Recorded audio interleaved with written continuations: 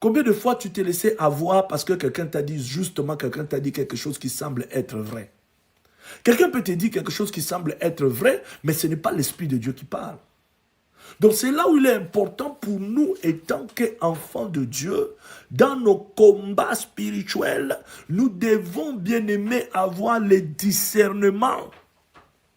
Tu peux aller chez quelqu'un, un voyant, un fatiguant aujourd'hui, il te dit, ah non, et demain ou après-demain, tu auras telle chose, ou telle femme tu vas rencontrer, tel homme tu vas rencontrer, et demain, après-demain, tu rencontres ça, tu dis, ah non, mais vraiment, cet homme m'avait dit, il m'avait prévenu, il m'avait prophétisé. C'est fort.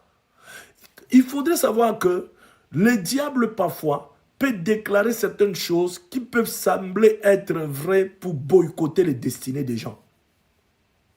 Si Satan veut boycotter ta destinée, il va utiliser ses agents. On les appelle quoi? Des charlatans. Qui vont peut-être te dire des choses qui peuvent être vraies.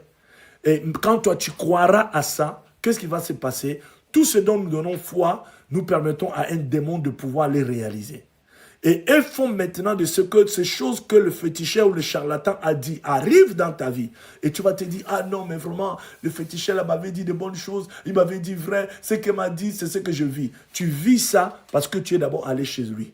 Et en allant chez lui, tu es entré en contact avec les esprits. Tu vis ça parce que tu as fait foi à cet esprit-là. Et en faisant foi à cet esprit-là, tu es entré en contact avec les esprits. Tu as ouvert une porte d'entrée aux démons pour que les démons maintenant puissent réguler ta vie selon ce qui a été dit.